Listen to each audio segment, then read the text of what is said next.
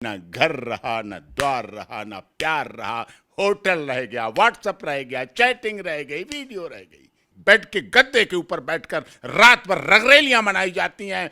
जब महिला ऊपर पहुंचती है फिर पति को वो राजा नहीं बनाना चाहती है, वो राजा बना हुआ पति पसंद नहीं करती। वो कहती मैं सिर्फ रानी रहूं, ये तो सेवक रहे। क्या लोग कहते हैं पता, वो जा रहा है ना आदमी, उसकी बीबी दूसरे के साथ भाग गई, तो मरने को तो जी उसका उसी समय हो जाता है जब जिंदा लाश बन, जिंदा नहीं रहता है, वो जिंदा लाश बन के रह जाता है। जिंदा लाश की तरह लुढ़कता रहता है, चलता रहता है, लुढ़कता रहता है, चलता रहता है।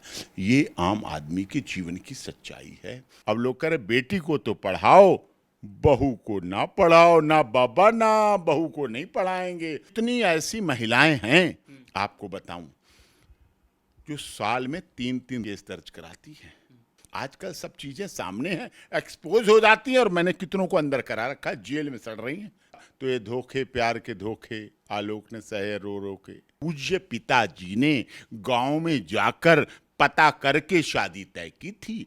लड़का भी तो जिम्मेदार है इसमें सर। लड़का तो गलत है ही, आराम से रहता, ना पढ़ाता लिखाता, आराम से बच्चियों को पालता, सैलरी में गुजारा करता। करोड़ों लोग ऐसे रह रहे हैं, उसने भी तो सपने देखे। सर एक मामला सोशल मीडिया पर काफी तूल पकड़ रहा है। एसडीएम है ज्योति मौर्य और उनके पति हैं आलोक मौर्य, दोनों के बीच विवाद है, एक दूसरे पर आरोप प्रत्यारोप जारी है। आप सब हर मामलों को देखते हैं, आपका क्या अनुभव बता रहा है इस पूरे मामले पर, ज्योति और आलोक के विवाद पर? आलोक पीड़ित पति है, परेशान पति है, दुखी है, बेसहारा है, वक्त का मारा है।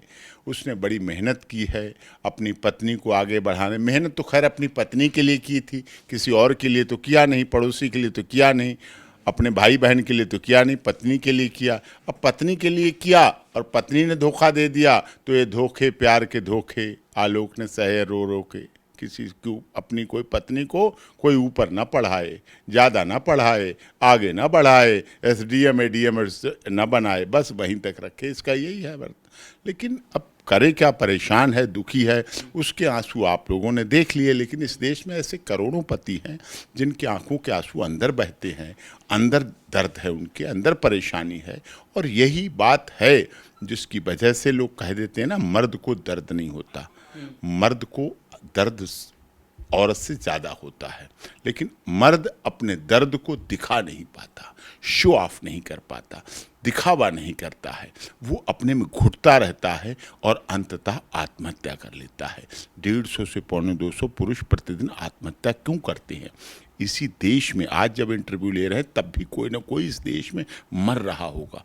150 करोड़ की आबादी, इसलिए पता नहीं चल पा रहा। अगर कोई छोटा मोटा देश होता तो जनसंख्या अनुपात गड़बड़ हो जाता लोगों का। ये बहुत गंभीर विषय है, और इसको जो हमारा सामाजिक ताना बाना खराब हुआ है, इसकी वजह से सब हो रहा है। संस्कार खत्म हो रहे हैं, परिवार में सम्मान खत्म हो रहा है। पद, मान, प्रतिष्ठा, क्या ये परमानेंट है? रिटायर नहीं होंगे। रिटायरमेंट के बाद बुढ़ापे में पति पत्नी की जरूरत नहीं पड़ेगी, यार काम आएगा। आलोक पर दहेज उत्पीड़न का गंभीर आरोप लगा रही है। वो तो अब लगा रही ना, जब व्हाट्सएप चैटिंग सामने है, वीडियो सामने है, उसका स्टेटमेंट सामने है, उसके आंसू सामने हैं। वो तो माननीय योगी जी हैं, मुख्यमंत्री जी देख रहे हैं, देख लिया उनके दर्द को। आप जैसे वरिष्ठ पत्रकारों ने देख लिया उसके दर्द को, तब आरोप लगा रहे हैं ना। पहले तो आरोप सारे आरोप निराधार है, हम न्यायालय में इसका जवाब देंगे। हाँ, तो कोई बात नहीं, न्यायालय सबके लिए है, access to justice for all सबके लिए है। न्यायालय ये भी देखेगा कि महिला आयोग, महिला मंत्रालय, महिला हेल्पलाइन, महिला हेल्प डेस्क, महिला स्पेशल फास्ट ट्रैक कोर्ट और महिला के लिए इतना है, पुरुष के लिए क्या है? क्या पुरुष आयोग, पुरुष हेल्पलाइन है, पुरुष हेल्प डेस्क है, पुरुष मंत्रालय है? पुरुष के लिए कहीं कोई सुनवाई है? कुछ नहीं पुरुष के लिए। पुरुष किसी भी राजनीतिक दल के एजेंडे में नहीं है। आप उनका इलेक्शन मैनिफेस्टो उठा के देखिए, वो महिला की बात करते हैं, पुरुष सुरक्षा की बात कोई नहीं करता है। क्या पुरुष को आज सुरक्षा की जरूरत नहीं है? पुरुष को आज संरक्षण की जरूरत नहीं है? पुरुष का जीवन खतरे में नहीं है? पुरुष की हत्याएं नहीं हो रही हैं? क्या ये सच नहीं है? पुरुष जिस बेड को लाता है अपनी पत्नी के साथ, जिस बेड पर हनीमून और सुहाग रात मनाता है। उसी बेड के डिब्बे में जो बॉक्स होते हैं, 2 बॉक्स, उसी बेड के एक बॉक्स में एक दिन आता है, उसकी उसी बॉक्स के अंदर डाल दी जाती है और उसी बेड के गद्दे के ऊपर बैठकर रात भर रगरेलियां मनाई जाती हैं। जब खून रस के जाता है तब केस वर्कआउट होता है, फाइलों में पड़ा है, तब पकड़े जाते हैं। प्रेमी, कितनी खबरें देखते हैं, प्रेमी प्रेमिका ने पति की हत्या की, प्रेमी प्रेमिका ने ससुर को मार डाला, प्रेमी प्रेमिका ने देखने पर अपने बच्चे की हत्या कर दी। ये घटनाएं क्यों बढ़ रही हैं? इसीलिए बढ़ रही हैं। लेकिन ज्योति के पिताजी भी तो कह रहे हैं कि झूठ के आधार पर शादी हुई है, झूठ बोलकर आलोक ने मेरी बेटी से शादी की। किस बात का झूठ बोला? किस बात? जाति गलत, धर्म गलत, गांव गलत। ये शादी आपको क्लियर कर दूं, आज से 13 साल पहले की है। आप ये लोगों को ये भूल गए हैं कि वो समझ रहे हैं कि आज की शादी है। ये 13 साल पहले की शादी है। और शादी LinkedIn, WhatsApp, screenshot, Facebook, WhatsApp chatting अब पकड़ी गई। ये इनकी व्हाट्सएप चैटिंग की शादी नहीं है, ये फेसबुक और पेज और ट्विटर की शादी नहीं है, इंस्टाग्राम की शादी नहीं है। ये शादी मैरिज ब्यूरो ने नहीं कराई। ये शादी अखबार हिंदुस्तान के क्लासिफाइड विज्ञापन में नहीं छपी थी। ये शादी रिश्ते ही रिश्ते वालों ने नहीं बनाई थी। ये शादी रिश्ते नाते शादी करवाइए शादी.com, मैरिज.com, मैरिज ब्यूरो ने नहीं कराई थी। ये शादी खुद उनके पूज्य पिताजी ने गांव में जाकर पता करके शादी तय की थी। एक दिन में शादी नहीं होती, पूरे शादी के रस्म रीति रिवाज मनाए गए थे। और गांव की सभ्यता संस्कृति ऐसी, जब कोई व्यक्ति गांव में घुसता है, एंट्री करता है, तो वो गांव में जब किसी के घर के बारे में पूछता है तो वो सारा डाटा ले लेता है। सारा बायोडाटा छपता नहीं है, बायोडाटा दिमाग में आ जाता है। आज की शादी नहीं कि पब में मिले डांस करते हुए, क्लब में मिले हुक्का पीते हुए और पता किया चलो कल शादी करते हैं, मंदिर में करते हैं। ये वो शादी नहीं थी जो चलते फिरते मिल गई हो, इस पे मोबाइल पे आई लव यू भेज के हो गई हो, शादी.com में प्रपोजल भेज के हो गई हो। ये शादी एसडीएम साहिबा की नहीं थी। ये शादी एक अच्छी संस्कारित धर्म रीति रिवाज को मानने वाली लड़की कन्या की शादी, एक बेटे से शादी थी जो कि उस समय का चतुर्थ श्रेणी कर्मचारी था। उस समय जब कोई बिल्कुल बेरोजगार हो तो उसके लिए चतुर्थ श्रेणी कर्मचारी भी बहुत महत्व रखता है। अब लोग कहते हैं सफाई कर्मचारी था। क्या ये सत्य नहीं है इस देश में? क्या बिना सफाई कर्मचारियों के देश चलेगा? घर चलेगा? अस्पताल चलेंगे? कोर्ट चलेगी? आपके मीडिया हाउस चलेंगे? संसद चलेगी? विधानसभा चलेगी? लोकसभा चलेगी बिना सफाई कर्मचारियों के? सड़कें रहेंगी? शहर चलेंगे? महानगर चलेंगे? सफाई कर्मचारियों का भी बड़ा महत्व होता है, उनके बिना भी स्वच्छता नहीं आ सकती। तो किसी को कमतर आंकना ये गलत है। पद बढ़ गया, उसको गौरव होना चाहिए, अपने अतीत को याद रखना चाहिए, आसमान छू लेना चाहिए, पैर धरती पर रहना चाहिए, तभी जीवन चल पाता है। लेकिन एक तरफ आलोक कह रहे हैं कि मैंने पढ़ा लिखा के ज्योति को डीएम बनाया, तो दूसरी तरफ ज्योति जो है आलोक पर तंज कस रही है। वो तो करेंगी ही। अब उन्हें छोड़ना है, उसे रहना था, उसे जीना था, वो उसे हटाना चाहती थी। उनके दिल दिमाग कहीं और लग गए। था दिया और बाती का रिश्ता, अब हो गया अंधेरा, दिया दिया न रहा, तुम रहे न तुम, हम रहे न हम, क्या करें? कहते ना, सपनों से प्यारा, सपनों से सुंदर ये अपना घर द्वार, हम पर तुम पर रहे बरसता, सदा तुम्हारा प्यार, कभी घर द्वार न छूटे, कभी ये प्यार न छूटे। ना घर रहा, ना द्वार रहा, ना प्यार रहा, होटल रह गया, व्हाट्सएप रह गया, चैटिंग रह गई, वीडियो रह गई। करें क्या? दुख तो ये है। तो क्या वजह, इसके पीछे क्या कारण हो सकता है सर? इसकी वजह से आधुनिकता की दौड़, पिक एंड चूज का फार्मूला, लिव इन रिलेशन का बिगड़ता हुआ कानून, पाश्चात्य सभ्यता, आधुनिकता की तरफ बढ़ते हुए लोगों इसमें लड़का भी तो गलत होता है ना, लड़का भी तो जिम्मेदार है इसमें सर। लड़का तो गलत है ही, आराम से रहता, ना पढ़ाता लिखाता, आराम से बच्चियों को पालता, सैलरी में गुजारा करता। करोड़ों लोग ऐसे रह रहे हैं। उसने भी तो सपने देखे, सपने देखे, सपने टूट गए, इसीलिए आंसू आ रहे हैं। तो ज्योति भी तो मेहनत से पढ़ाई की। पढ़ाई की, पढ़वाया तभी तो पढ़ाई की। अगर वो अपने आप ही पढ़ाई कर लेती तो शादी क्यों की थी? शादी से पहले भी बहुत लड़कियां पढ़ती हैं। बेटी पढ़ाओ चल रहा है अभियान, बेटी बचाओ बेटी पढ़ाओ। अब लोग कह रहे बेटी को तो पढ़ाओ, बहू को ना पढ़ाओ, ना बाबा ना बहू को नहीं पढ़ाएंगे।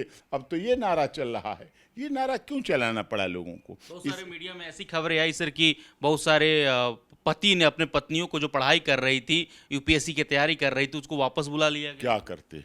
अब पति रहें कि ये आलोक मौर्य बने? घर में इज्जत है, सबकी सम्मान है, उन्होंने बेचारों ने हाथ पैर जोड़ के बुला लिया, आ जाओ रानी। अभी तो आ भी गई हो, सिलेक्शन होने के बाद फिर कौन आएगा? फिर तो आएंगे सिर्फ और सिर्फ डाइवोर्स के पेपर, और डाइवोर्स के पेपर पे एग्री नहीं होगा तो 50 लाख का दहेज। अब लौट चलें घर को, बस इतने में ही। तो आईएएस बनने का आलोक मौर्य को भी ऑफर कोचिंग संस्थानों द्वारा दिया जा रहा है कि तुम भी आईएएस बनो, बराबरी करो। अब कोचिंग संस्थान भी जानते हैं क्या उसकी मौर्य की उम्र रह गई, क्या उसकी योग्यता रह गई, क्या घर में काम करते करते पैसे जोड़ते जोड़ते क्या उसका व्यवहार रह गया। अब क्या वो आईएएस बनेगा? कहने को तो कुछ भी है, कुछ भी कह लो किसी को। अब वो अपनी बेटियों को पढ़ाए, अपने बूढ़े माँ बाप को देखे, मुकदमा लड़े, अपनी नौकरी से पेट पाले, अपने बूढ़े माँ बाप को दवा और इलाज कराए, और समाज की तोहमत सहे। क्या लोग कहते हैं पता? वो जा रहा है ना आदमी, उसकी बीवी दूसरे के साथ भाग गई। वो जा रहा है ना लंबा लंबा सा, वो हीरो हीरो सा लग रहा है, उसकी बीवी दूसरे के साथ उसके साथ भाग गई, चली गई। वो पीछे सुनता है, जिसे कहते हैं ना मर्द, वो सुनता है पीछे बोल रहा है व्यक्ति, लेकिन आगे बढ़ता चला जाता है, चलता जा रहा है, सोचता है मेरे बच्चे हैं, मेरे बूढ़े माँ बाप हैं, मेरा घर है। नहीं तो मरने को तो जी उसका उसी समय हो जाता है कि अब जिंदा लाश बन, जिंदा नहीं रहता है, वो जिंदा लाश बन के रह जाता है। जिंदा लाश की तरह लुढ़कता रहता है, चलता रहता है, लुढ़कता रहता है, चलता रहता है। ये आम आदमी के जीवन की सच्चाई है। आलोक मौर्य अकेला नहीं है ऐसा। इस देश में करोड़ों लोग ऐसे हैं, करोड़ों की संख्या में लोग हैं जो या तो सेवक बन गए, दास बन गए, गुलाम बन गए। अगर उन्होंने पति बन के रहना किया तो बर्दाश्त नहीं होता है। महिला को कभी भी जब भी मान सम्मान ऊपर का मिलता है, अधिक मिलता है, जैसे उसका बढ़ता है मान सम्मान, पद, गरिमा, पोस्ट बढ़ती है, वैसे ही पति को, क्योंकि इस देश में क्या है, लोग पत्नियां, अनपढ़ पत्नियों को, कम पढ़ी लिखी महिलाओं को इस देश में राष्ट्रपति, प्रधानमंत्री, बड़े बड़े मंत्री, बड़े बड़े सांसद, न्यायाधीश, विद्यालयों के प्रोफेसर, कुलपति, व्यापारी, अभिनेता, राजनेताओं की पत्नियां कम पढ़ी लिखी नहीं। इस देश के इतिहास में पहले महिलाओं की इतनी शिक्षा नहीं थी, कम पढ़ी, लेकिन उन सब लोगों ने अपनी उन पत्नियों को रानी और महारानी बना के रखा। राजनीति की सत्ता का गलियारा तक कई ऐसी महिलाओं के साथ घूम गया इर्द गिर्द। आज देश में सबसे अधिक प्रॉपर्टी की मालकिन महिलाएं हैं, गाड़ियों के रजिस्टर्ड ऑनर महिलाएं हैं, बैंक में एफडीआर महिलाओं के नाम है। तो क्या गलत है? कौन गलत कहा? मैं तो कहा खुश हो रहा था ना, आपको गलत लग जाता है। मैं खुश होकर बोलता हूं, आपको गलत लग जाता है। ये खुशी की बात है, तभी तो मैं आपसे शेयर करता हूं, शेयर कर रहा हूं, ये खुशी की बात है। लेकिन जब महिला ऊपर पहुंचती है, फिर पति को वो राजा नहीं बनाना चाहती है। वो राजा बना हुआ पति पसंद नहीं करती, वो कहती मैं सिर्फ रानी रहूं। ये तो सेवक रहे, ये सेवकत्व में रहे। मेज पहुंच, पानी ला, बच्चों की पोटी करा, देख बेल बजी कौन आया, चाय लेके आओ, वहाँ जाना है फंक्शन में, वो तैयार कर दो, ये बच्चों को तैयार कर दो, जब मैं आऊँगी तो ये तैयार करके रखना, वो आएंगे उनको चाय पिलाना बैठाल के, आऊँगी वापस।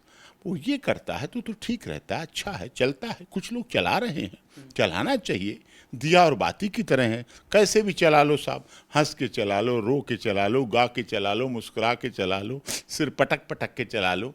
कुछ लोग सिर पटक के चला रहे हैं, कुछ लोग रो के चला रहे हैं, कुछ उसी को अपने जीवन का रूटीन बना लिया है, उसी में चला लिया है। लेकिन अच्छा ये नहीं है। अच्छा होता हमारे देश की महिलाएं आज भी सीता, सावित्री, गार्गी, अपाला, अनुसुईया, रजिया सुल्ताना, झांसी की रानी, लक्ष्मीबाई, पद्मावत, हाड़ा रानी जैसा इतिहास हमारे देश की महिलाओं का रहा है। और वो इतिहास ज्वलंत है, जीवंत है, जागृत है, और उसके आधार पर भी चले तो शायद देश सोने की चिड़िया, जगत गुरु ज़्यादा अच्छा बन पाए।